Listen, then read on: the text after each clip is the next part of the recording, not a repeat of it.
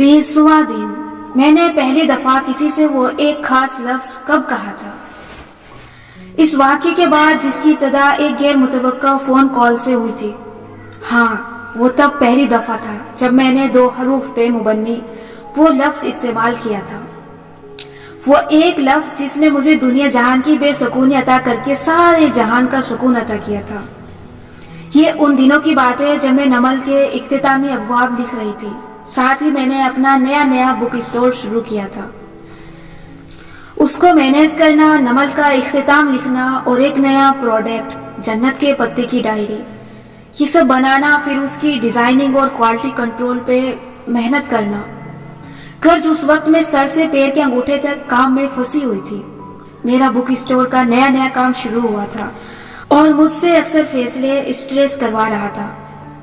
ہمیں معلوم بھی نہیں ہوتا اور بعض فیصلے ہمارا ذہن نہیں، ہمارا اسٹریس ہم سے کروا رہا ہوتا ہے۔ ایسے میں ایک دن تصور کریں، میں اپنی رائٹنگ ٹیبل پہ بیٹھی ہوں، میرے سامنے کاغذات کے پلندے بکھرے پڑے ہیں، میں نمل لکھ رہی ہوں، لیکن درمیان میں مجھے جنت کے پتے پھر سے پڑھنی پڑ رہی ہے کیونکہ میں اس کی ڈائری بنا رہی ہوں۔ میرا دماغ ایک کتاب سے دوسری سے واپس تیسری ڈائری تک الجھا تھا جب میرے فون کی گھنٹی بجی۔ میری ایک دوست کی کال آ رہی تھی، اٹھا لوں نہ اٹھاؤں، اتنا کام پڑا ہے، اوف۔ خیر، میں نے کال اٹھا لی۔ چند الفاظ ابھی کہے تھے جب وہ فوراً مدعے پہ آئی۔ سنو، وہ تمہارے چچا، وہ مجھ سے میرے ان چچا کے بارے میں پوچھنے لگی جو ایک اعلیٰ عہدے پہ فائز تھے اور اکثر لوگ ان سے کسی کام کے لیے مجھے کال کر لیتے تھے۔ ہاں بتاؤ، ان سے کوئی کام ہے کیا؟ میں نے میکانکی سے انداز میں پوچھا۔ یہ میرے ساتھ بہت دفعہ ہوتا ہے، غلطی سے بھی آپ کا کوئی رشتہ دار دنیاوی لحاظ سے کسی اعلیٰ عہدے پہ فائز ہو جائے، سفارشوں اور کاموں کے فون کبھی رکتے ہی نہیں ہیں۔ میں عموماً ایسی کالز کے جواب میں کہہ دیا کرتی ہوں کہ یار میرے رشتہ دار تو میری سنتے ہی نہیں ہیں، میری تو کوئی اوقات ہی نہیں ہے، وغیرہ وغیرہ۔ اب بھی میں ایسا ہی کچھ کہنے والی تھی جب وہ بولی، وارث نصیر صاحب تمہارے چچا سے ملنا چاہتے ہیں۔ مجھے ایک لمحے کے لیے لگا کہ میں نے غلط سنا ہے، نہیں، شاید یہ کوئی اور وارث صاحب ہوں گے، یہ وہ وارث صاحب نہیں ہو سکتے جن کو میں جانتی ہوں۔ میں ایک دم پوری طرح الرٹ ہو گئی۔ وارث صاحب، وہ والے؟ ہاں، وہی وارث صاحب۔ جب میں نے 2 دفعہ کنفرمیشن مانگی تو وہ ہنس کے بولے۔ میں چند لمحے کے لیے شوق میں چلی گئی اور پھر میرا فین مومنٹ شروع ہوا۔ میری آنکھیں خوشگوار حیرت سے کھل گئی۔ وارث نصیر صاحب، واقعی، واو۔ اب میں آپ کو بتاتی ہوں کہ وارث صاحب کون تھے۔ میں اس کتاب میں لوگوں کے حقیقی نام اور پروفیشن نہیں بتا سکتی، بس یہ سمجھ لیں کہ وارث صاحب اپنے فیلڈ کے ایک نامور، بہت قابل اور بہت معروف انسان ہے، اور ان سے صرف بات کرنا ہی ہم جیسے لوگوں کے لیے بہت بڑی سعادت کی بات ہوتی ہے۔ سوشل میڈیا پہ ان کے فالوورز کئی ملین میں ہیں، وہ ایک سیلیبریٹی تھے۔ میں ایک زمانے میں ان سے ملنے کے خواب دیکھا کرتی تھی، ان سے صرف بات کرنا ہی مجھے فین مومنٹ میں ڈال دیتا تھا، قضا ان کے کسی کام آنا۔ میری دوست کہہ رہی تھی، سنو، تم دیکھ لینا اگر ممکن ہو اور تمہارے چچا کے پاس وقت ہو تو تم ایسا کرنا کہ ان سے وارث صاحب کی ایک ملاقات ارینج کروا دینا۔ یس آف کورس، میں تیزی سے بولی۔ یس آف کورس، میں یہ کر سکتی ہوں، کیوں نہیں۔ میں چند لمحے کے لیے اپنا سارا کام بھول بھال گئی۔ میں اس وقت کلاؤڈ 9 پہ تھی۔ اوکے، ان کے آفس میں سے کوئی تم سے رابطہ کر لے گا، تم پلیز ملاقات ارینج کروا دینا۔ وارث صاحب کے پاس ایک بہت اچھا آئیڈیا ہے جسے وہ تمہارے چچا کے ساتھ ڈسکس کرنا چاہتے ہیں۔ Sure, why not. میں نے کہا کہ میرا نمبر ان کی اسٹاف کو دے دینا۔ میں جانتی تھی کہ میری تو شاید وارث صاحب سے بات بھی نہ ہو سکے، لیکن میں ان کے کسی کام آؤں، میرے لیے یہ اعزاز کی بات تھی۔ میں نہ بہت جلدی لوگوں سے امپریسڈ ہوتی ہوں، نہ ان کے روب میں آتی ہوں، مگر کچھ لوگ ہیں جو واقعی اتنے اعلیٰ و عرفہ ہوتے ہیں کہ میں خود کو فخر سے ان کا فین کہتی ہوں۔ وارث صاحب بھی ایسے ہی انسان تھے۔ 1-2 دن خاموشی سے گزر گئے، پھر ایک رات میں سونے سے پہلے اپنے کام نپٹا رہی تھی جب میرا فون بجا۔ کوئی غیر شناسا نمبر تھا۔ میرے ذہن میں وارث صاحب کے اسٹاف کا خیال تک نہیں آیا کیونکہ میں ان دنوں بہت مصروف تھی۔ ہیلو، میں نے فون اٹھایا۔ نمرا احمد بات کر رہی ہے؟ کوئی آدمی تھا۔ جی، کون؟ میں وارث نصیر بات کر رہا ہوں، مجھے آپ سے بات کرنے کو کہا گیا تھا۔ آپ سوچ سکتے ہیں میں اس وقت کس کلاؤڈ نائن پہ تھی. یہ بالکل ایک خواب تھا جو حقیقت بن گیا تھا. میں سوچ بھی نہیں سکتی تھی کہ وہ مجھے خود کال کریں گے. میں نے بظاہر بڑی سنجیدگی سے سلام کہا، لیکن اندر سے میرا سانس بالکل رک گیا تھا. ایک بہت محض تمہید کے بعد وہ مدعے پہ آئے. میں آپ کے چچا سے ملنا چاہتا تھا. یس آف کورس، ہو جائے گا، میں کروا دوں گی، کوئی ایشو نہیں ہے. مجھے یاد ہے کہ میں ایسا ہی کچھ کہے جا رہی تھی. پھر خیال آیا کہ پوچھوں انہوں نے ملنا کیوں ہے، کیونکہ ایسے ہی کسی کی ملاقات تو ارینج نہیں کروائی جا سکتی. جواب میں جو آئیڈیا انہوں نے مجھے بتایا اور جس پروجیکٹ پہ وہ کام کرنا چاہ رہے تھے، اسے سن کے میرے منہ سے بے اختیار سبحان اللہ نکلا. اللہ بعض لوگوں کو کیسے زرخیز ذہن دیتا ہے، وہ کیا سے کیا سوچ لیتے ہیں. ان کا آئیڈیا اتنا زبردست اور نیک تھا کہ میں جو یہ سب کچھ فین مومنٹ میں کر رہی تھی، اب پورے دل سے اس کاری خیر میں حصہ ڈالنے میں دلچسپی لینے لگی. ان کے پاس ایک میگا پروجیکٹ کا آئیڈیا تھا جو مغرب میں پھیلے اسلاموفوبیا سے متعلق تھا. میں نے ان سے وعدہ کر لیا کہ میں اپنے چچا سے ان کی ملاقات کروا دوں گی. اب مرحلہ آیا چچا جان سے بات کرنے کا. وہ وارث صاحب کو نہیں جانتے تھے. میں نے تعارف کروایا، اچھی طرح بریف کیا کہ وہ کون ہے، ان کے کریڈٹ پہ کتنے بڑے کام اور کتنی کتابیں ہیں. میرے چچا کافی امپریسڈ ہوئے. پھر میں نے ان سے کہا کہ وہ ایک دفعہ وارث صاحب سے مل لیں اور ان کا آئیڈیا سن لیں. چچا نے مجھ سے پوچھا کہ آئیڈیا کیا ہے. میں خود بتا دیتی، لیکن میرے الفاظ میں وہ تاثیر نہ ہوتی جو وارث صاحب کے الفاظ میں ہونی تھی. میں نے کہا کہ وہ خود اپنا آئیڈیا ڈسکس کریں گے. چچا نے مجھ سے وعدہ کیا کہ وہ وارث صاحب سے ضرور ملیں گے. اس ملاقات کو ممکن بنانے میں مجھے 2 ہفتے لگے. یہ میرے کام کے لحاظ سے اہم ترین 2 ہفتے تھے. میں ہر چیز کو ایک ساتھ اختتامی مراحل میں لے کر جا رہی تھی. میرے کام کرنے کے بھی مخصوص اوقات اور مخصوص موڈ ہوتے ہیں. اگر کوئی کام میں مخل ہو تو مجھ سے کام نہیں ہوتا اور پھر سارا دن کام نہیں ہوتا. اب یہ ہونے لگا کہ ادھر میں کام کے لیے بیٹھتی، ادھر وارث صاحب کی سیکریٹری کا فون آ جاتا کہ ملاقات کا کیا بنا، کون سا دن سوٹ کرتا ہے. میں ساتھ ساتھ یہ معاملہ بھی کوآرڈینیٹ کر رہی تھی. کبھی کبھی میرے چچا بھی درمیان میں ٹائم دے کر ٹائم نہ دے پاتے. مجھے اس بات کا شدید اسٹریس ہونے لگا کہ کہیں میں شرمندہ نہ ہو جاؤں. ہر دفعہ جب والد صاحب سے بات ہوتی تو ان کے پاس اس پروجیکٹ سے متعلق نئے سے نئے آئیڈیا ہوتا. میرا اسٹریس بڑھنے لگا. میں خود کو ایک بوجھ تلے محسوس کرنے لگی. یہ ایک بہت نیک کام تھا جو ہو سکتا تھا اگر میں ان دونوں صاحبان کی ملاقات کو میسر نہ کروا دوں. مجھے بار بار لگ رہا تھا کہ میری کسی مس کمیونیکیشن کی وجہ سے کوئی مسئلہ نہ ہو جائے. بالا آخر وہ دن آ گیا جب والد صاحب اور چچا جان کی ملاقات ہونی تھی. چچا نے مجھ سے کہا کہ تم بھی ساتھ آنا، لیکن میں کاموں میں اتنی پھنسی ہوئی تھی کہ میں نہیں جا سکتی تھی. البتہ میں نے ان سے کہا کہ میں آپ کے سیکریٹری سے کہوں گی کہ درمیان میں مجھے بھی لائن پہ لیں. اور ایسا ہی ہوا. انکل کے سیکریٹری نے مجھے کال پہ لیا اور فون میں اس پہ رکھ دیا. میں کچھ کہنا نہیں چاہتی تھی، میں صرف سننا چاہتی تھی کہ انکل کو وارث صاحب کا آئیڈیا پسند آتا ہے یا نہیں، اور وہ سنجیدہ ہے اس کام پہ کرنے کے لیے یا نہیں. یہ بات مجھے بعد میں کوئی نہیں بتا سکتا تھا، نہ انکل، نہ وارث صاحب، نہ ان کا سیکریٹری. میں ان کے پہلے الفاظ سننا چاہتی تھی. ملاقات سے پہلے میں نے وارث صاحب سے دوبارہ بات کی اور انہیں کہا کہ انہوں نے ملتے ساتھ ہی اپنا آئیڈیا اس اور اس طرح سے بیان کرنا ہے، کیونکہ چچا لمبی تفصیلات سے بور ہو جاتے ہیں. انہوں نے میری بات سے اتفاق کیا. مجھے وہ دن آج بھی یاد ہے، کیونکہ اسی دن کے بعد سے وہ 2 حرفی لفظ میری زندگی کا حصہ بنا تھا. میں اپنی اسٹڈی ٹیبل پہ بیٹھی ساتھ ساتھ اپنے کام بھی کر رہی تھی اور کانوں میں ایئر فونز ڈالے ان کی گفتگو بھی سن رہی تھی. کال آن تھی اور مجھے سینکڑوں میل دور چچا کے آفس میں ہونے والی وارث صاحب سے ملاقات سنائی دے رہی تھی. چچا کے سیکریٹری سے صرف ایک غلطی ہوئی، وہ وارث صاحب کو یہ بتانا بھول گیا کہ میں بھی لائن پہ ہوں. وارث صاحب آئے تو چچا نے ان سے سلام کہا. دونوں کے درمیان حال احوال کا تبادلہ ہوا. میں مسکراتے ہوئے کی بورڈ پہ انگلیاں چلاتے ہوئے گفتگو سن رہی تھی. وارث صاحب ان کو بتانے لگے کہ وہ کون ہے اور پھر وہ بتاتے گئے میں کہاں پیدا ہوا، میں کہاں سے پڑھا، میں نے کتنی کتابیں لکھی، میرے فیس بک پہ کتنے فالوورز ہیں، میں فلاں ملک کے صدر سے ملا تو اس سے میری کیا بات چیت ہوئی، میں اس بڑے آدمی کے ساتھ بیٹھا تو میں نے اسے یہ آئیڈیا دیا. کی بورڈ پہ چلتی میری انگلیاں تھمی. میں نے گھڑی دیکھی، 10 منٹ گزر چکے تھے اور وہ ابھی تک اپنے بارے میں بتا رہے تھے. چچا کے سے لگتا تھا وہ بور ہو رہے ہیں. لیکن والد صاحب بولے گئے چلو اچھا ہے اپنا تعارف کروا دیں. گڈ. میں قدرے سست روی سے ٹائپ کرتی گئی.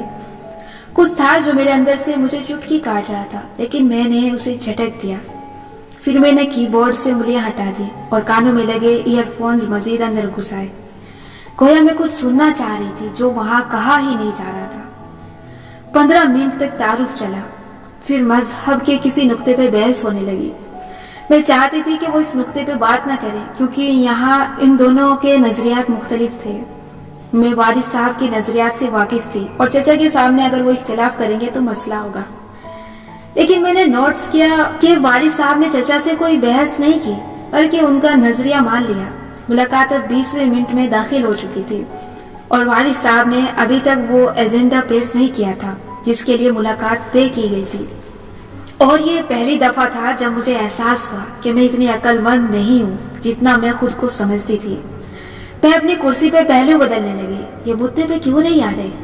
میں درمیان میں بولوں لیکن ان کے سیکریٹری کو میں چونکہ کہہ چکی تھی کہ میں نہیں بولوں گی. اسپیکر آف رکھنا تاکہ میری طرف کا شور نہ جائے. میں اب کچھ کہہ بھی نہیں سکتی تھی. 30 منٹ ہو چکے تھے اور وہ دونوں ادھر ادھر کی باتیں کر رہے تھے. میں نے محسوس کیا کہ چچا بار بار ایک بات دہرا رہے تھے. نمرا چاہتی تھی کہ میں آپ سے مل لوں سو آپ کس سلسلے میں ملنا چاہتے تھے. اور پھر والد صاحب بالآخر مدعے پہ آئے. مجھے دراصل آپ سے ایک فیور چاہیے تھا. میں اپنے بزنس کو ایکسپینڈ کر رہا ہوں. مجھے آپ کے شہر میں ایک گرینڈ اوپننگ کرنی ہے اور تب مجھے احساس ہوا کہ ہر چمکتی چیز سونا نہیں ہوتی. مجھے احساس ہوا کہ ہر ایک کو 2 حرفی یس کہنے کے بجائے 2 حرفی نو کہنے کا آرٹ سیکھنا چاہیے. اگلے 10 منٹ تک والد صاحب اپنا ایک ذاتی فیور مان رہے تھے. چچا کہہ کے سنتے رہے. پھر آخر میں انہوں نے شائستگی سے کہا اچھا دیکھتے ہیں مجھے بھی کہیں پہنچنا ہے کہہ کے نشست برخاست کر دی. ملاقات ختم ہوئی اور میں اپنے کمرے میں بالکل چپ چاپ بیٹھی ہوئی تھی. ٹھوڑی تلے ہاتھ رکھے میں اپنے ذہن میں اس سب کو پروسیس کر رہی تھی جو ابھی ہوا تھا.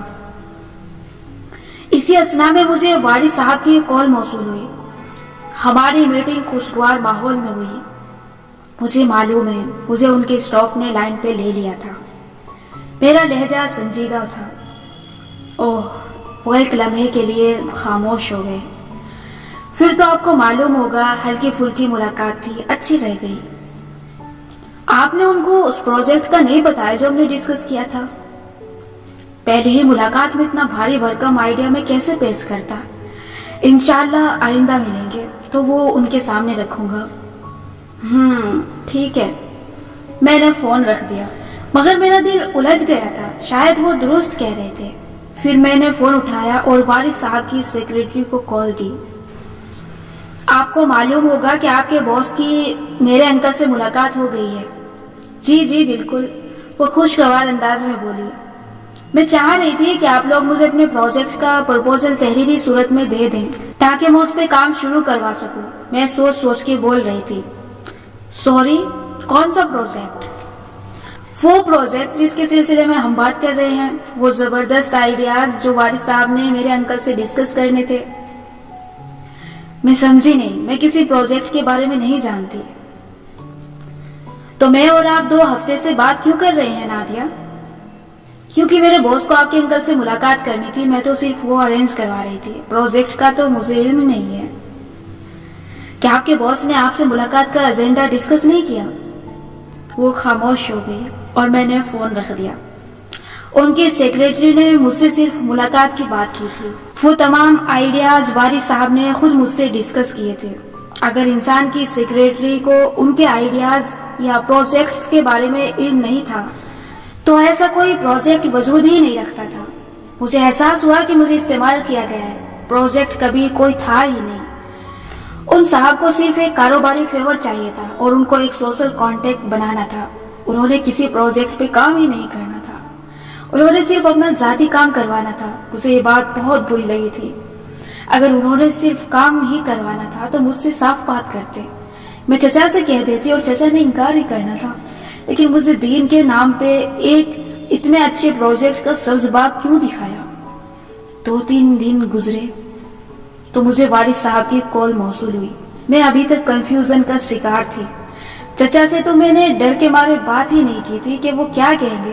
تم نے اتنے دن میرا سر اس لیے کھایا کہ کسی کو ذاتی فیور چاہیے تھا جو کہ ناجائز تھا, یا شاید کہیں میں غلط گمان تو نہیں کر رہی.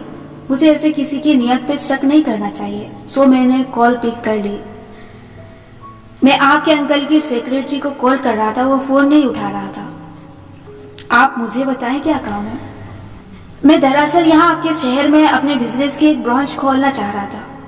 اس کے لیے مجھے ان سے کچھ درکار تھا جس کا انہوں نے مجھ سے وعدہ کیا تھا.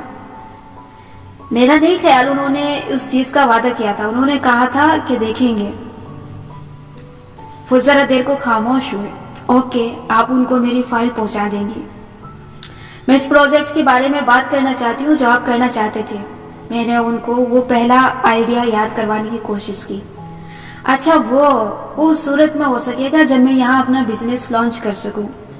اس کے بغیر میرے لیے مشکل ہوگا. سو پہلے اس معاملے کو ڈیل کر لیتے ہیں. آپ مجھے بتائیں میں دوبارہ آپ کے انکل سے کب مل سکتا ہوں؟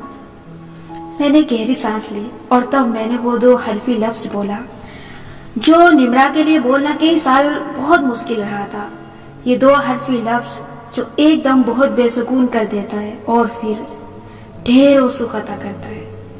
یہ 2 حرفی لفظ جو آج کے دور میں جس کی ڈکشنری میں نہیں ہوتا وہ شدید خسارے میں رہتا ہے. اور پھر میں نے وہ لفظ بول دیا, نو. نو کیا؟ وہ حیران ہوئے. میں کہہ رہی ہوں کہ نو یعنی نہیں. میں نہ آپ کی فائل آگے بھیجوں گی, نہ آپ میرے انکل سے مل سکیں گے, نہ ان کا سیکریٹری فون اٹھائے گا. میں آپ کو انکار کر رہی ہوں فارس صاحب. وہ بہت حیران ہوئے اور میرے رویے کی وجہ پوچھی. میں نے انہیں وجہ بتا دی. انہوں نے مجھ سے ایک بات کہی اور وہاں جا کے دوسری بات کہی. انہوں نے مجھے استعمال کیا اپنی ذاتی مقاصد کے لیے. میں نے بنا کسی جذباتیت کے ساری باتیں کہی. انہوں نے مجھے لمبی چوڑی وضاحتیں دی لیکن وہ سب بودھی تھی. ہماری گفتگو پروفیشنل طریقے سے ختم ہو گئی. میں نے ان کو انسٹاگرام تک سے انفالو کر دیا اور اس کے بعد میں نے ان کا فون کبھی نہیں اٹھایا. اس دن میں نے سیکھا تھا نہ کہنا, اور میں نے یہ گفتگو آسانی سے نہیں کر لی تھی. میں نے ان سے گفتگو کرنے سے قبل 2-3 دن تک چند لوگوں سے بات کی تھی. سارا معاملہ بیان کیا تھا. اس پہ بہت سوچا تھا, تھوڑا بہت ریسرچ کیا تھا, اور بالآخر میں اس نتیجے پہ پہنچی تھی کہ میں اس پروسیس میں استعمال ہوئی ہوں اور مجھے اب ان صاحب کو صاف انکار کرنا ہے. اور جب میں نے ان کو انکار کیا تو میں نے فلم ہیروئنز کی طرح خشک لہجے میں بات کر کے کال نہیں کاٹتی تھی. میری آواز بھلے سنجیدہ تھی, میرا دل بری طرح ڈوب رہا تھا. ہتھیلیوں پہ پسینہ تھا اور اس کال کے بعد کئی دن میں افسردہ اور ڈسٹرب رہی تھی. استعمال ہونا بری بات نہیں ہوتی, استحصال بری بات ہوتی ہے. کسی اچھے مقاصد کے لیے استعمال ہونا, اپنے وقت اور وسائل استعمال کر کے کسی کار کھیل میں حصہ ڈالنا کوئی بری بات نہیں ہے. ہم سب ایک دوسرے کو ہر وقت استعمال کر رہے ہوتے ہیں, لیکن کمٹمنٹ توڑنا, بیک ڈور استعمال کرنا, اعتماد کو ٹھیس پہنچانا, یہ چیزیں جہاں آ جائیں وہاں سے اعراض برتنا چاہیے. اس معاملے سے نکل جانا چاہیے. میں نے ایسا ہی کیا اور وہ معاملہ ختم ہو گیا. لیکن اس ایک واقعے نے میرے اوپر ایک انسان کی شخصیت کا وہ پہلو کھول دیا جس سے میں پہلے ناواقف تھی, اور یہ پہلو میرے لیے بہت ہی پریشان کن تھا. میں واقعی چند دن شدید شوق میں رہی. آپ سمجھ رہے ہوں گے کہ میں والد صاحب کی بات کر رہی ہوں. نہیں, میں اس انسان کی بات کر رہی ہوں جو اس واقعے سے قبل میں تھی. مجھے والد صاحب پہ رویے کا وقتی افسوس ہوا, لیکن انہوں نے وہی کیا جو اکثر دنیا والے کرتے ہیں. مسئلہ میرے اندر کے انسان میں تھا. جانتے ہیں میرا مسئلہ کیا تھا؟ وہی جو آپ میں سے بہت سے لوگوں کا مسئلہ ہے. میں ایک پیپل پلیزر تھی. اپنا پیپل پلیزر ثابت ہونا میرے لیے واقعی ایک شوق تھا, کیونکہ میں خود کو اتنا اچھے سے نہیں جانتی تھی جتنا میں سمجھتی تھی. لیکن پہلے ہم اس لفظ کو ڈسکس کرتے ہیں, کیونکہ ہم میں سے اکثر لوگ یہ نہیں جانتے کہ پیپل پلیزر کیا ہوتا ہے. پیپل پلیزر وہ انسان ہوتا ہے جو ہر وقت دوسرے لوگوں کو خوش کرنے میں لگا ہوتا ہے. اب آپ سوچیں گے کہ ایسے مسخرے تو ہم ہیں ہی نہیں, مگر ٹھہرے, اس کا مطلب لطیفے سنانے والا انسان نہیں ہوتا, یہ کچھ اور ہوتا ہے. کیا آپ عموماً لوگوں کے اختلاف کے خوف سے اپنی رائے چھوڑ کے ان سے اتفاق کر لیتے ہیں؟ کیا آپ لوگوں کی ناراضی کے خوف سے ان کی ہاں میں ہاں ملا دیتے ہیں؟ اگر آپ کو کوئی کامیابی ملے تو آپ اپنے برابر کے کسی شخص کے لیے دل میں پریشان رہتے ہیں جو اچھا محسوس نہیں کر رہا ہوگا. آپ دوسروں کے محسوسات کے لیے اکثر خود کو ذمہ دار سمجھتے ہیں. میری وجہ سے وہ اپسیٹ ہو گیا, میری بات سن کے وہ منہ بنا کے اٹھ گیا, میری بات ہی غلط تھی, اس لیے اس نے مجھے ٹیکسٹ کا جواب نہیں دیا, اب کیا کروں. آپ بات بات پہ سوری کرتے ہیں. آپ کو کہیں پہنچنے میں دیر ہو جائے یا کسی بھی شخص سے کوئی کمنٹمنٹ کر رکھی ہو اور اس کا فون آ جائے تو آپ اس خوف سے اٹھانے سے ڈرتے ہیں کہ ہائی یہ ابھی اس معاملے کے بارے میں پوچھے گا, سو آپ چھٹتے ہی سوری کہہ دیتے ہیں. آپ کے اوپر کاموں کا بوجھ بڑھتا جاتا ہے. آپ بہت سارے لوگوں کے بہت سے کام کرنا چاہتے ہیں کیونکہ آپ ان کے چہرے پہ خوشی دیکھنا چاہتے ہیں, لیکن اس کے باوجود کہیں نہ کہیں کمی رہ جاتی ہے. کوئی نہ کوئی ناراض ہو جاتا ہے. جب کوئی آپ کا شکریہ ادا کرتا ہے تو آپ کو اندر سے شدید خوشی ہوتی ہے. اگر آپ کسی کا کام کر کے دیں اور وہ خوش نہ ہو تو آپ کو عجیب سی بے چینی یا بدمزگی محسوس ہوتی ہے. آپ سے کوئی انسان کوئی کام کہے تو آپ فوراً مان جاتے ہیں, لیکن بعد میں اکثر آپ اسے ٹالتے رہتے ہیں. آپ ان کا فون نہیں اٹھاتے یا بیماری کا بہانہ بنا دیتے ہیں. اگر کوئی آپ سے ناراض ہو جائے تو آپ کی جان پہ بن جاتی ہے. کوئی ذرا سا آپ کو موڈ دکھائے تو آپ اتنے بے چین ہو جاتے ہیں کہ آپ سے کچھ نہیں ہوتا. آپ جن لوگوں کے ساتھ ہوتے ہیں انہی کی طرح بولنا اور ہنسنا شروع کر دیتے ہیں. آپ کا لہجہ اور باتیں انہی جیسی ہو جاتی ہیں. اپنی تعریف سب کو اچھی لگتی ہے, لیکن آپ کو اپنے بارے میں اچھا محسوس کرنے کے لیے بھی تعریفیں درکار ہوتی ہیں. کوئی آپ کی تعریف کرے تو آپ اچھا محسوس کرتے ہیں, ورنہ کسی کی تنقید آپ کو اپنی نظروں میں گرا دیتی ہے. آپ کو اپنی وہ چیز بری لگنے لگ جاتی ہے جس کے بارے میں کوئی کچھ برا بول دے. آپ کسی بھی قسم کے تنازع یا مسئلے سے بچنے کے لیے ہر ممکن حد تک جاتے ہیں, بس کسی کو برا نہ لگ جائے, بس کوئی مسئلہ نہ ہو جائے. اور جب آپ کو کسی کی بات بری لگتی ہے تو آپ بتا نہیں سکتے, کم از کم درست وقت اور درست جگہ پہ اس شخص کو نہیں بتا سکتے جس نے آپ کو دکھ دیا ہو. یہ ہوتا ہے ہر ایک کو خوش کرنے والا شخص. اسے سب یس مین کہتے ہیں کیونکہ وہ نہ کہنے سے بچتا ہے. یہ ہوتا ہے پیپل پلیزر. ضروری نہیں ہے کہ یہ ساری خصوصیات آپ یا ہر ایک پیپل پلیزر میں ہوں, لیکن اگر ان میں سے آدھی بھی کسی انسان میں ہے تو وہ لوگوں کو خوش کرنے کے ایک ایسے چکر میں پھنسا ہے جسے توڑے بغیر اس میں سے نکلنا ممکن نہیں ہے. اوپر بیان کردہ میرے قصے میں میری غلطی کیا تھی, اس غلطی کو سمجھے بغیر ہم آگے نہیں بڑھ سکتے. میری ذمہ داری کی سینس ضرورت سے زیادہ ڈیولپ تھی, یعنی میں اپنی ذمہ داریوں کے ساتھ ان چیزوں کی ذمہ داری بھی لے رہی تھی جو میرا مسئلہ نہیں تھی, اور اس چیز کی وجہ سے میں کاموں کے بوجھ تلے پھنسی تھی. میں اپنی ضروریات یعنی اپنے کام کو نظر انداز کر کے کسی اور کی ضرورت پوری کر رہی تھی.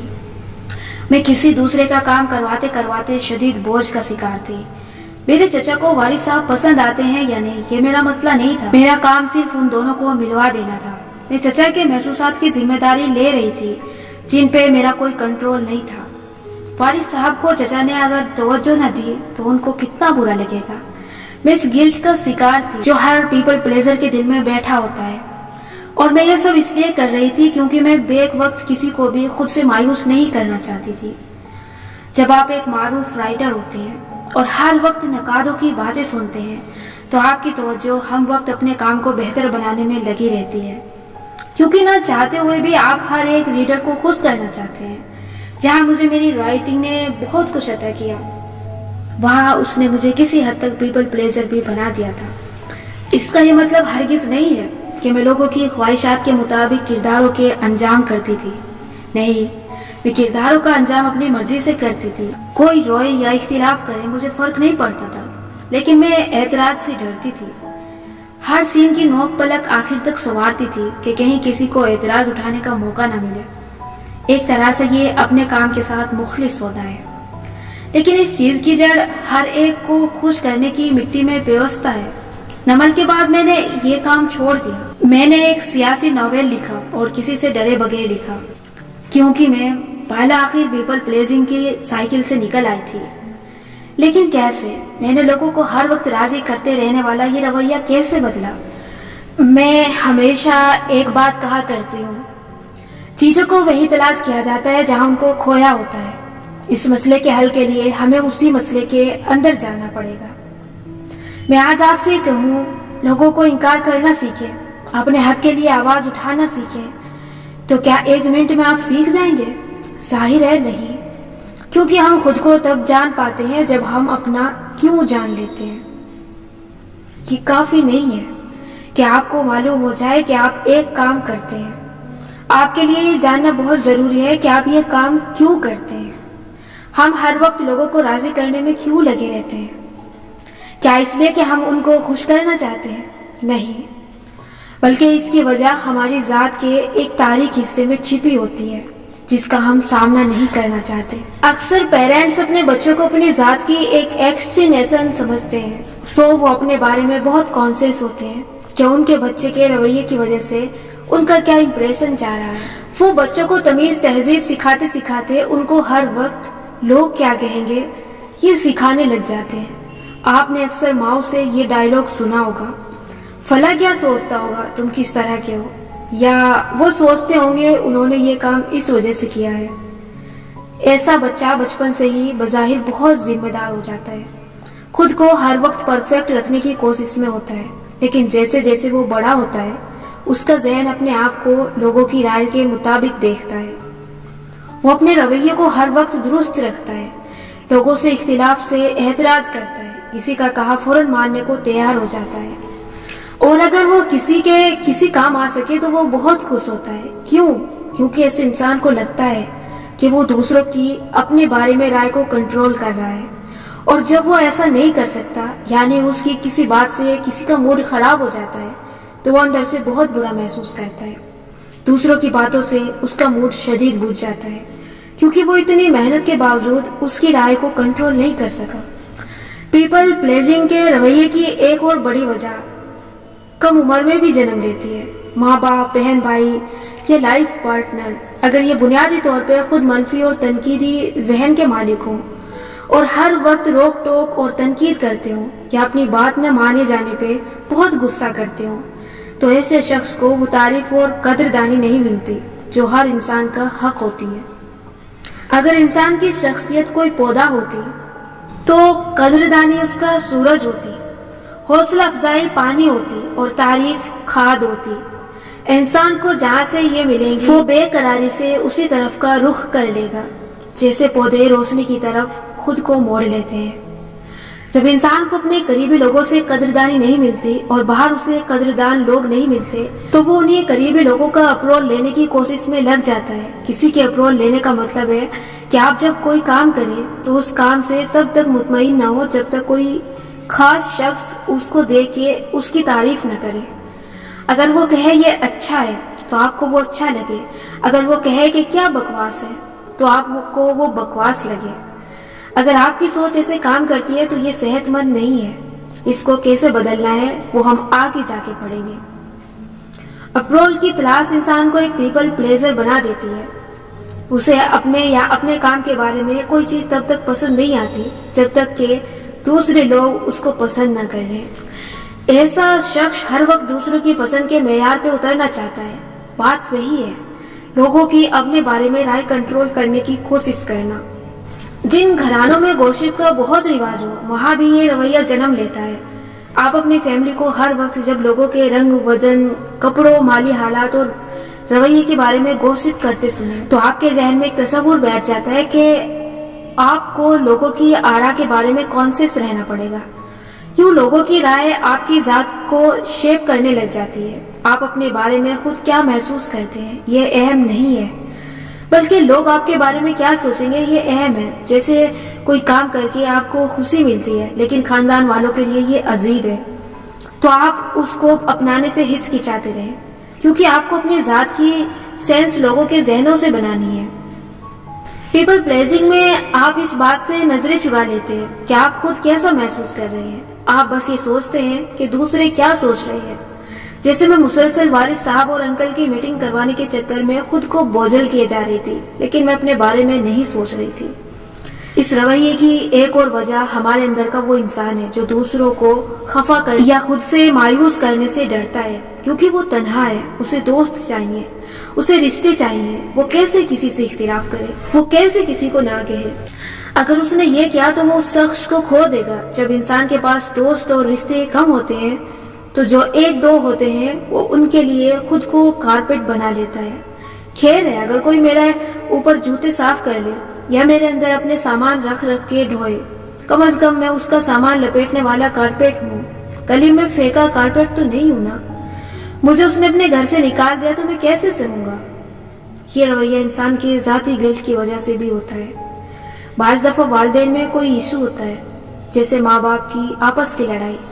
ماں باپ ایک دوسرے پہ غصہ اتارنے کے لیے بچے کی کسی بات کا بہانہ بنا دیتے ہیں اور بچہ گلٹ میں چلا جاتا ہے۔ بڑے ہر وقت تنقید کریں تو بچہ گلٹ میں چلا جاتا ہے کہ میرے ساتھ ہی کوئی مسئلہ ہوگا۔ کم عمری میں کوئی کبیرہ گناہ ہو جائے تو انسان ایسے منفی گلٹ میں جاتا ہے جس کے باعث ایسا لگتا ہے کہ وہ کبھی سر اٹھا کے جی نہیں سکے گا۔ اس کی سیلف اسٹیم کم ہو جاتی ہے اور وہ ہر وقت اچھا بننے کی کوشش کرتا ہے تاکہ اپنی شرمندگی چھپا سکے۔ وہ اپنے گناہ یا ماضی کو اپنے آپ سے بھی چھپا لیتا ہے۔ کم عمری میں ریجیکٹ ہونا بھی انسان کو ایسا رویہ عنایت کرتا ہے۔ یہ ریجیکشن کسی بھی طرح کا ہو سکتا ہے۔ آپ خود کو ایسا بنا لیتے ہیں اور ہر ایک کی ہر بات پہ یس کہنے لگ جاتے ہیں کیونکہ آپ ریجیکشن سے ڈرتے ہیں۔ ماں باپ کا بچوں سے اونچی توقعات رکھنا، بالخصوص گریڈز، تعلیم، جاب وغیرہ کے لحاظ سے بچوں کو پیپل پلیزر بنا دیتا ہے۔ وہ ان توقعات پہ پورا اترنے کی کوشش کرتے ہیں اور اگر نہیں اتر سکتے تو دوسرے معاملات میں خود کو پیپل پلیزر بنا لیتے ہیں۔ اس رویے کی ایک اور وجہ تنہائی بھی ہے۔ جب آپ کے پاس زندگی میں کبھی کوئی سچا، خالص اور صحت مند تعلق نہیں بنا ہوتا تو آپ کو معلوم نہیں ہوتا کہ صحت مند تعلق بنانا کیسے ہے۔ سو آپ لوگوں سے تعلق بنانے اور ان کی محبت حاصل کرنے کے لیے ان کو ہر وقت راضی رکھنے کی کوشش کرتے ہیں۔ آپ ٹرافی وینر بن جاتے ہیں۔ میں کچھ جیت کے آؤں گا تو مجھے انعام ملے گا، میں کسی کا کام کر دوں گا تو وہ مجھ سے خوش ہوگا اور وہ سوچے گا کہ میں کتنا اچھا ہوں، اور یوں اس کا اور میرا تعلق مزید مضبوط ہو جائے گا۔ لیکن ایسا نہیں ہوتا۔ یہ ساری وجوہات وہ نتیجہ نہیں لاتی جو آپ چاہتے تھے، اور آخر میں کیا ہوتا ہے؟ آپ کسی کی رائے کو کنٹرول نہیں کر سکتے۔ آپ کو کچھ خاص لوگوں کا اپروول کبھی نہیں ملتا، لوگوں کا آپ کے بارے میں تاثر نہیں بدلتا، آپ کا لوگوں کو کھو دینے کا خوف کبھی نہیں ختم ہوتا، آپ کے اندر کے گلٹ اور پچھتاوے جان نہیں چھوڑتے۔ ریجیکشن آج بھی ایک تلوار کی طرح آپ کے سر پہ لٹک رہا ہے کیونکہ آپ کی کمتر سیلف اسٹیم اونچی نہیں ہو سکی اور آپ کو وہ محبت اب بھی نہیں ملی جو چاہیے تھی۔ اپنے اندر آپ ابھی تنہا ہی ہیں۔ کیا فائدہ اس ساری لوگوں کو خوش کرنے کی کوشش کا جس کا نتیجہ کچھ بھی نہیں ہے۔ کچھ لوگ بہت محنت کرنے والے لیکن صرف تھکنے والے ہیں۔ ان کی ساری کوشش رائے گا جاتی ہے کیونکہ وہ دوسروں کی رائے کو کنٹرول کرنے کے لیے تھی اور وہ سمجھتے ہیں کہ وہ اچھے کام کر رہے ہیں۔ پیپل پلیزر بھی سمجھتا ہے کہ وہ بہت اچھا کام کر رہا ہے، وہ تو سب کے کام آ رہا ہے، وہ تو سب کے لیے اتنی محنت کر رہا ہے، پھر بھی لوگ اس کے کام میں نقص نکال کے آگے کیوں بڑھ جاتے ہیں؟ اگر آپ بھی اس چکر میں پھنسے ہیں تو اس کی وجہ کچھ بھی ہو سکتی ہے۔ آپ اپنی وجہ سمجھ سکتے ہیں۔ اگر اپنی زندگی کو کسی پزل کی طرح حل کرنے کی کوشش کریں، ماضی میں جائیں، اپنی سٹوری کی سینس بنائیں، اپنے والدین اور اپنا تعلق یاد کریں، اپنے بہن بھائیوں سے اپنا تعلق یاد کریں، اپنے اولین دوستوں سے آخری دوستوں تک سب کے رویے پہ غور کریں۔ جو کچھ آپ نے آج تک اپنے محبوب لوگوں کے لیے کیا، وہ کیوں کیا؟ کس بات پہ سب سے زیادہ مایوسی ہوئی؟ اس کا یہ مطلب نہیں ہے کہ آپ اپنے والدین یا بہن بھائیوں یا اپنے دوستوں کو قصوروار سمجھیں یا ان کی وجہ سے آپ کی شخصیت میں نقص رہ گیا۔ نہیں، وہ یہ جان بوجھ کے نہیں کرتے تھے۔ ان کے یہ مسائل ان کے اپنے والدین یا قریبی لوگوں کی وجہ سے پیدا ہوئے تھے۔ اس کا مطلب یہ ہے کہ اگر آپ نے اپنی شخصیت پہ کام نہیں کیا تو آپ یہ مسائل اگلی نسل کو منتقل کر دیں گے اور اپنے ساتھ بہت سی زندگیوں کو منفی طریقے سے متاثر کریں گے، جیسے کچھ لوگوں نے آپ کی زندگی کو متاثر کیا۔ اپنے بڑوں کو الزام نہیں دینا، ان سے نفرت نہیں کرنا، وہ انسان ہیں اور ان کے پاس ڈراماز ہیں۔ اس چکر کو توڑنے کا طریقہ اس کی ایک ایک وجہ پہ کام کرنا ہے۔ اگر آپ اوپر بیان کی گئی تمام وجوہات پہ بھی کام کر لیں تو آپ بہت حد تک اس سائیکل سے نکل سکتے ہیں۔ پہلی وجہ ہم نے بیان کی تھی، لوگوں کی رائے کو کنٹرول کرنا۔ ہمیں ہر پڑھا لکھا موٹیویشنل اسپیکر یہ سمجھاتا ہے کہ اپنے بارے میں لوگوں کی رائے کو کنٹرول نہ کریں۔ ویسے ہم لوگوں کی رائے کو کنٹرول کرتے ہیں کیوں ہیں؟ ہم دو طرح کے لوگوں کی رائے پہ اثر انداز ہونے کی کوشش کرتے ہیں. ایک وہ جن سے ہم محبت کرتے ہیں اور ان کی توجہ و قدردانی چاہتے ہیں. دوسرے وہ جو ہمیں ماضی میں ناپسند کرتے رہے ہیں یا ہم پہ بے جا تنقید کرتے رہے ہیں. ہم ان کی رائے کو ایک ہی صحیح کے لیے کنٹرول کرنا چاہتے ہیں, ان کی محبت اور توجہ پانے کے لیے. وہ ہمیں جو سمجھتے ہیں ان سے بہتر سمجھیں, ان کی نظر میں ہمارا امیج بہتر ہو جائے, اتنا کہ وہ ہم سے محبت کریں, وہ ہمارے شکر گزار ہوں. ہمارے اندر ایک ترسا ہوا چھوٹا سا بچہ ہے جو محبت اور توجہ کے پیچھے لپکتا ہے. وہ لوگوں کو خوش کرنے کے طریقے ڈھونڈتا ہے تاکہ لوگ اس سے راضی ہوں اور اس کے رشتے, تعلق اور محبتیں بہتر ہو جائیں. ہم یہ بیجا فیورز دینا, اپنی اوقات سے زیادہ تحائف دینا, اپنی ضروریات کی پرواہ کیے بغیر دوسروں کے لیے جان لگا دینا, اس کے چہرے پہ اپنے لیے قدردانی کا تاثر دیکھنے کے لیے کرتے ہیں. ہم میں سے بہت سو کو کئی سال یہ علم نہیں ہو پاتا کہ یہ کوئی اچھی عادت نہیں ہے, یہ ایک بری عادت ہے, بلکہ یہ ایک نشہ ہے, ایڈکشن ہے. آپ کو لوگوں کی اپنی بارے میں رائے کو اپنی کوشش سے بہتر بنانے کی اتنی عادت ہو جاتی ہے کہ آپ زندگی میں ملنے والے ہر شخص کے ساتھ ویسا ہی سلوک کرتے ہیں, ہر ایک کے لیے آؤٹ آف دی وے جاتے ہیں. ایک ہائی ویلیو انسان ایسا نہیں کرتا. وہ کسی کو اپنی حیثیت سے اونچے تحائف نہیں دیتا, وہ فوراً ہر بات پہ یس سر نہیں کہتا, بلکہ کسی بھی کام کی حامی تب بھرتا ہے جب اس کے پاس واقعی وقت ہو اور وہ یہ کام کر سکتا ہو. وہ اپنے آپ کو اوپر رکھتا ہے, اور یہ خود غرضی نہیں ہے, یہ سیلف کیئر ہے. ہائی ویلیو انسان ایسا کیوں کرتا ہے؟ کیونکہ اسے معلوم ہوتا ہے کہ ہمیں کسی کو خود سے محبت کروانے اور اس کی توجہ کے لیے محنت کرنے کی ضرورت نہیں ہے, کیونکہ یہ وہ چیز ہے جو محنت سے حاصل نہیں ہوتی. یاد رکھیں, لوگ آپ کے کاموں کی وجہ سے آپ سے محبت نہیں کرتے, نہ ہی وہ تب آپ سے محبت کریں گے جب آپ ان کے لیے ستارے توڑ لائیں گے. لوگ آپ کی شخصیت سے محبت کرتے ہیں, اور یہ وہ حقیقت ہے جو کبھی نہیں بدلے گی. وہ آپ کی اوور آل پرسنالٹی سے اٹیچ ہوتے ہیں, آپ کی عادات سے, آپ کی قوت اور ٹیلنٹ سے. وہ آپ کے صرف ان کارناموں کی وجہ سے آپ سے محبت کر سکتے ہیں جو آپ نے اپنے لیے کیے ہوں. جیسے اگر آپ ایک کامیاب انسان ہیں, آپ کے کریڈٹ پہ بہت سی کامیابیاں ہیں, تو لوگوں کو وہی نظر آتی ہیں. کیریئر, ٹیلنٹ, محنت, یہ سب انسان کی ذاتی کامیابیاں ہوتی ہیں, اور یہی عزت کا موجب بنتی ہیں, نہ کہ وہ بے انتہا وقت اور بے انتہا کوشش جو آپ دوسروں کے لیے کرتے ہیں. آپ جب بھی کسی کی بات پہ فوراً ہاں کہہ دیں گے, لوگ سمجھیں گے کہ اس کے پاس اپنا کوئی کام نہیں ہے, اپنی کوئی لائف نہیں ہے, اس نے میرا کام ہی کرنا ہے نا, اور اس نے کہاں وقت لگانا ہے. آپ کے وقت اور توانائی کی قدر اگر آپ خود نہیں کروائیں گے تو کوئی نہیں کرے گا. آپ کے کسی سے تعلقات ان کاموں کی وجہ سے اچھے نہیں ہوں گے جو آپ آؤٹ آف دی وے جا کے کرتے ہیں. کوئی آپ کو ان قیمتی تحائف کی وجہ سے بہت اچھا نہیں سمجھے گا, کیونکہ لوگ ہر چیز کو ایسے لیتے ہیں جیسے وہ اس کے مستحق ہیں. آپ کسی کی رائے کو نہیں کنٹرول کر سکتے. رائے آپ کے بارے میں صرف تب بدلے گی جب لوگ آپ کے اندر ایک اعلیٰ ویلیو سسٹم دیکھیں گے. آپ کی ویلیوز, آپ کے اصول جن کو آپ نہیں توڑیں گے, اور سب سے بڑھ کے آپ کی اپنے آپ کی قدر, اپنے وقت کی قدر, اپنی توانائی اور صحت کی قدر. جو کام آپ کی اقدار, شیڈیول اور صحت کے خلاف ہو اسے آپ لینے سے انکار کریں گے تو آپ کی قدر بڑھے گی. یہ ایک ایسا یونیورسل سچ ہے جو ہر رنگ و نسل کے لوگوں پہ لاگو ہوتا ہے. جن لوگوں کی رائے آپ کے بارے میں بری تھی, اس رائے کو بھی آپ نہیں بدل سکتے. میں اس کی ایک مثال دیتی ہوں. میری ایک دوست کہتی ہے کہ اسے کچھ دن کے لیے ایگزام کی وجہ سے ایک دوسرے شہر میں اپنے تایا کے گھر ٹھہرنا پڑ گیا. گرمیوں کے دن تھے اور وہ تھی بھی اکیلی لڑکی. تایا ابا بہت خوش ہوئے. اسے کہا کہ وہ اس گھر کو اپنا گھر سمجھے. اوپر والے پورشن میں اسے ایک کمرہ دیا. کہا کہ جو بھی چاہیے ہو تائی امی کو بتا دیا کرے. اب تائی امی ٹھہری ٹیپیکل تائی امی.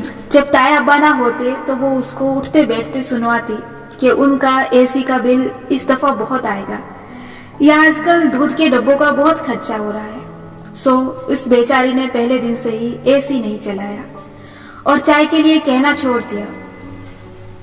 وہ مجھے ایک دن بڑی تکلیف میں فون کر کے کہنے لگی کہ میں بہت ہی بے بسی کے عالم میں رہ رہی ہوں یہاں. کیسے صبر کروں, کس چیز کی دعا مانگوں؟ ایگزام سر پہ ہیں اور گرمی ताई की बातें और चाय की कमी की वजह से पढ़ाई नहीं होती, मैं अल्लाह से क्या मांगू? मैंने कहा, बहन, अल्लाह ने एसी का रिमोट तुम्हें दे रखा है, एसी चलाओ, किचन में जाके उन्हीं के दूध से चाय बनाओ और ढीठ बन के पढ़ाई करो। मगर ताई अम्मा का मूड मजीद खराब हो जाएगा। तो होने दो, तुम्हें किसने कहा है कि तुम सब्र करो? सब्र उस मुसीबत पे किया जाता है लड़की, जिससे निकलने का रास्ता ना हो। तुम्हारे तो सारे रास्ते खुले हैं। जब घर के मालिक ने इजाजत दे दी तो तुम इस इजाजत का फायदा उठाओ। तुम ऐसे चलाओ, इतना ही चलाओ जितना घर के बाकी लोग चला रहे हैं, और इतनी ही चाय पियो जितनी तुम पीना चाहती हो। वो इस बात पे बड़ी हैरान हुई। उसने कहा कि इस तरह तो मैं मजीद ताई अम्मा की बेड बुक्स में आ जाऊंगी। मैंने उसे कहा कि देखो, तुम्हारी ताई तुम्हें नापसंद करती हैं या नहीं? वो बोली, हाँ, हमेशा से। तब मैंने उसे एक बात कही जो आप भी अपने रिश्तेदारों के बारे में जहन में बिठा लें। एक बात कबूल कर लो कि वो कभी नहीं बदलेंगी, ना वो तुम्हारे बारे में अपनी राय बदलेंगी। तुम ऐसे नहीं चलाओगी तो क्या वो तुम्हें सुनवाना छोड़ देगी? वो कहती होंगी कि ये रात को ऐसी चला देती होगी, हमें क्या पता।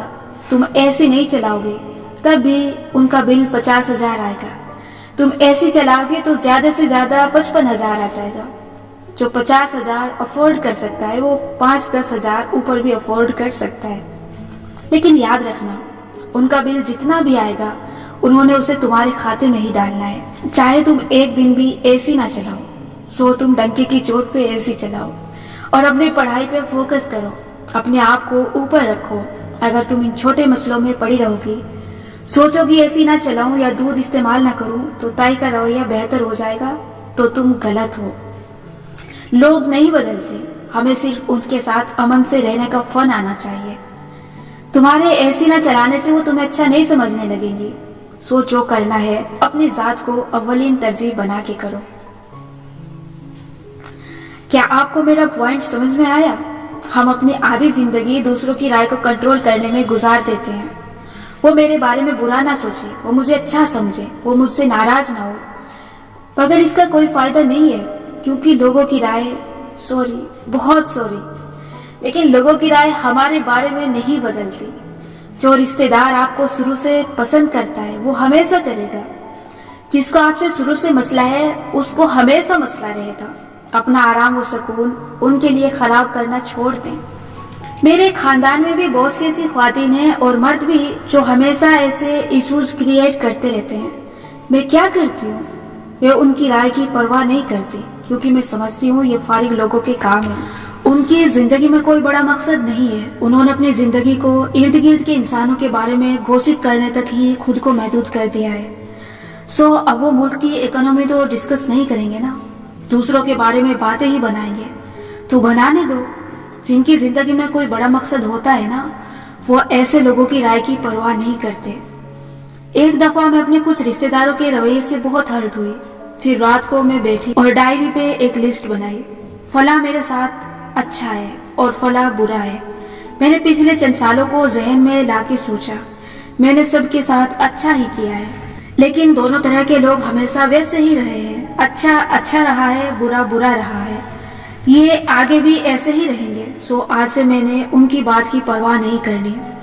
लोगों का आपके बारे में तासुर नहीं बदलता। सिर्फ एक चीज लोगों को मरूब कर सकती है, और वो है आपका अपनी वैल्यूज पे समझौता ना करना।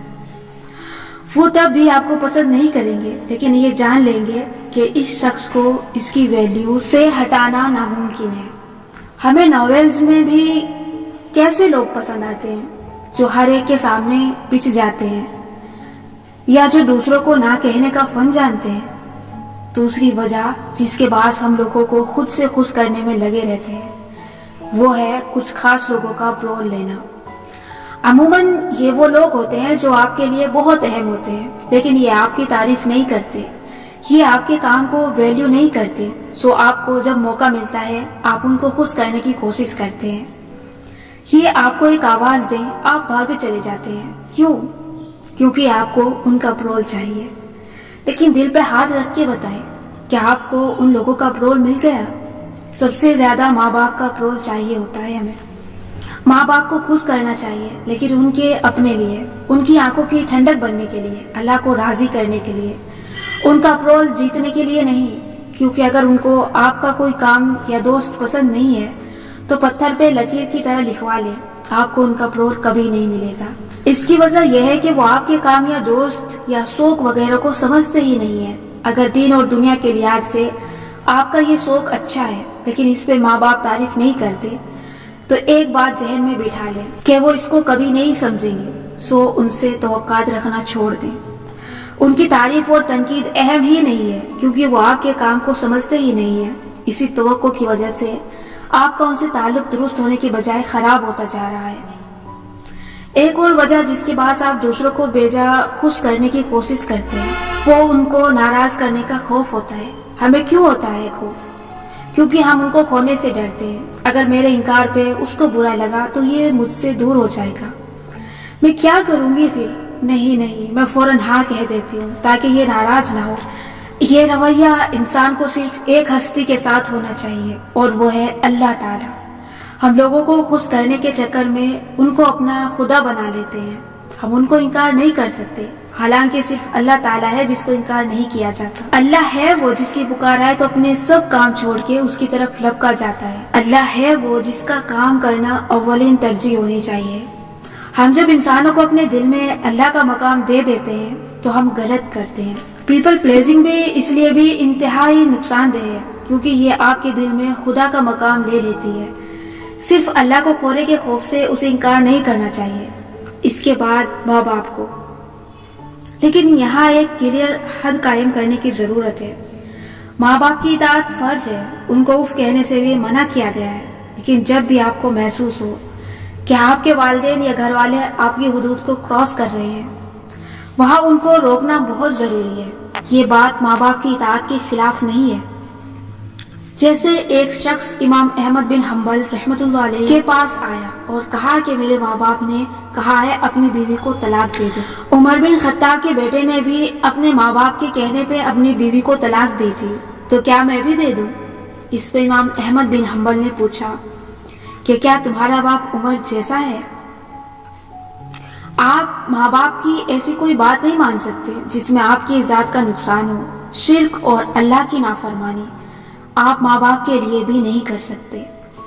اللہ کی نافرمانی کیا ہے؟ اللہ نے فرمایا ہے کہ آپ کے نفس کا اور آپ کی جان کا بھی آپ پہ حق ہے۔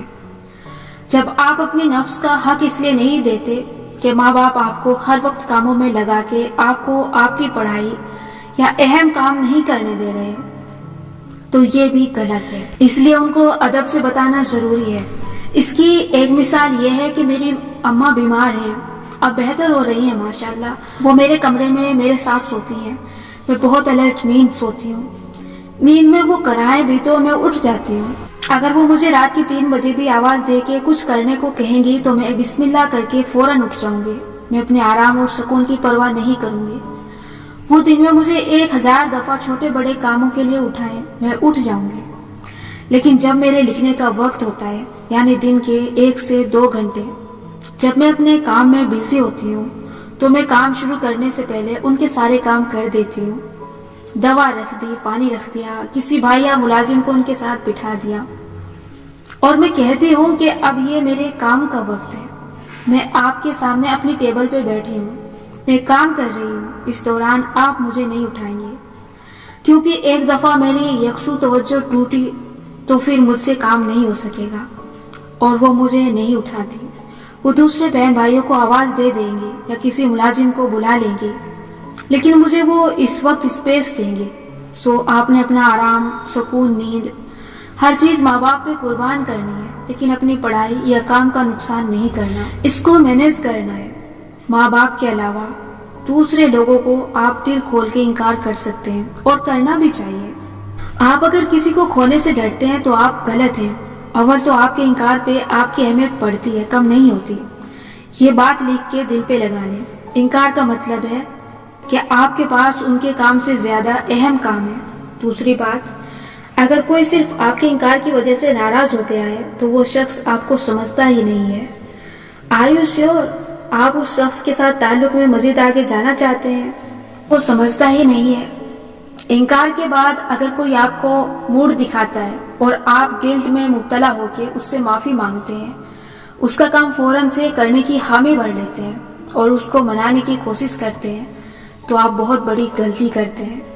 جو شخص آپ کی مجبوری نہیں سمجھتا، جس کو آپ کے وقت کی عزت نہیں کرنا آتی، جس کو آپ کے اپنے کاموں کی قدر نہیں ہے، اس سے آپ نے کبھی معافی نہیں مانگنی۔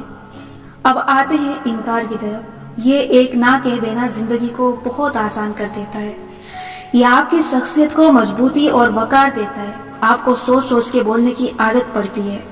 آپ اپنے آپ کو بہتر جاننے لگتے ہیں۔ مگر انکار کرنے کا طریقہ کیا ہونا چاہیے؟ سوری، میرے پاس وقت نہیں ہے، نہ میں فارغ ہوں۔ یہ غلط طریقہ ہے۔ سب سے پہلے اس میں سے سوری نکالیں۔ آپ کو اپنے وقت کو اہمیت دینے پہ کسی سے معذرت کرنے کی ضرورت نہیں ہے۔ بات بات پہ سوری کہنے والوں کی کوئی عزت نہیں ہوتی۔ آپ کیوں شرمندہ ہیں بھائی؟ آپ نے سوچا کیا میں یہ کام کر سکتی ہوں، لیکن آپ کے پاس نہ وقت تھا نہ فرصت، سو آپ نے انکار کر دیا۔ اس میں شرمندگی اور گلٹ والی کوئی بات نہیں ہے۔ انکار ایسے کیا جاتا ہے۔ یہ بہت دلچسپ آئیڈیا ہے۔ میں ضرور اس پہ آپ کے ساتھ کام کرتی، لیکن میرے لیے وقت مینیج کرنا مشکل ہوگا۔ کیا میں آپ کو تھوڑا سوچ کے بتا سکتی ہوں؟ مجھے اپنی پڑھائی، جاب وغیرہ کا شیڈول دیکھ کے بتانا ہوگا۔ یہ بہت اچھا کام ہے، لیکن میں نہیں کر سکوں گی۔ میرے لیے ان دنوں یہ ممکن نہیں ہوگا۔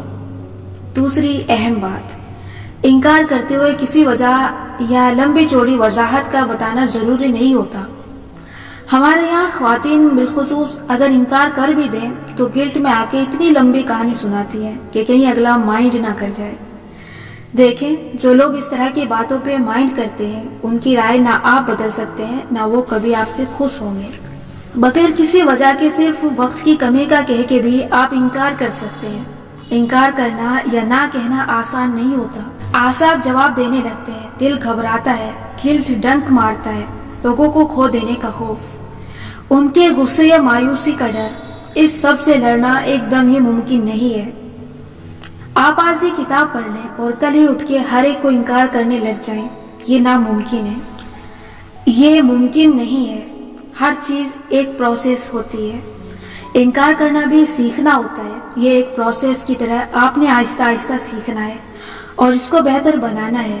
اس عمل کو سیکھنے کے 2 آسان طریقے ہیں۔ پہلا، اپنی ضروریات بیان کرنے کی عادت ڈالیں۔ آپ کو کوئی چیز چاہیے تو اپنے گھر والوں جیسے والد صاحب یا شوہر سے کہنا سیکھیں۔ آپ کو آج کیا چاہیے؟ جو شخص ضروریات پوری کر سکے اس کو بتائیں۔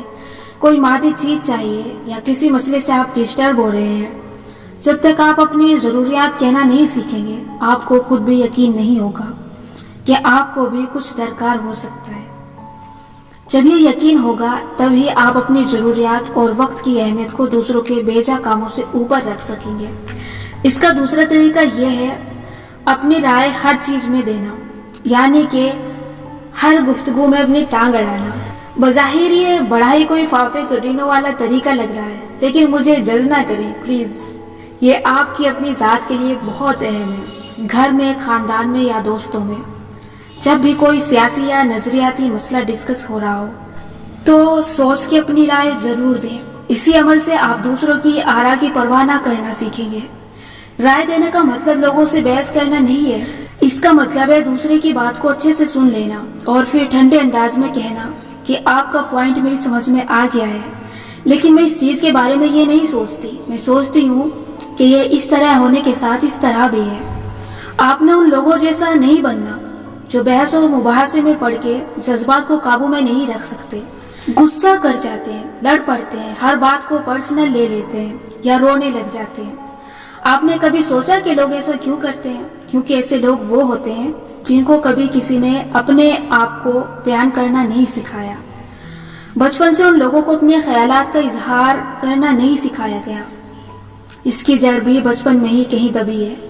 جب آپ کو ڈانٹ کے چپ کروا دیا جائے یا آپ کی رائے کو اہمیت نہ دی جائے تو بچہ خود کو ایکسپریس کرنا نہیں سیکھ پاتا۔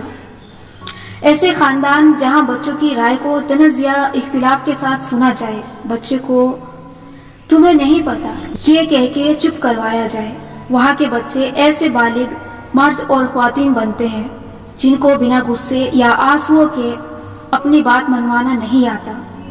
وہ شوہر بن جائیں اور کچھ موڈ کے خلاف ہو تو چیخنے لگتے ہیں، کیونکہ انہیں یقین نہیں ہوتا کہ ٹھنڈے طریقے سے کی جانے والی بات کوئی سمجھ سکتا ہے، باپ ہوتے ہیں تو روب جما کے غصے سے ہر وقت روک ٹوک کرتے ہیں، کیونکہ انہوں نے یہی سیکھا ہوتا ہے۔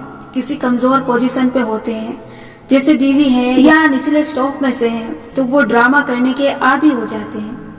ڈرامے کا یہ مطلب نہیں کہ اداکاری کرتے ہیں، بلکہ وہ اپنی بات روئے دھوئے بغیر، چھوٹی سی بات کا بتنگڑ بنائے بغیر اور خود ترسی سے میرے ساتھ یہ وہ ہو گیا یہ کہے بغیر نہیں بیان کر سکتے۔ انہیں ہنگامہ کھڑا کیے بغیر اپنے لیے آواز اٹھانے نہیں آتی، کیونکہ جب تک تماشا نہ ہو جائے ان لوگوں کو لگتا ہے کوئی اس کی بات نہیں سمجھے گا۔ ہم میں سے ہر ایک کی کہانی کی جڑ اس کے بچپن میں چھپی ہوتی ہے۔ ہم بچپن میں مختلف رویوں کے باعث مختلف شخصیات میں ڈھلتے ہیں، لیکن ان چیزوں کو اپنے اوپر سے اتارا جا سکتا ہے، ان کو انلرن کیا جا سکتا ہے۔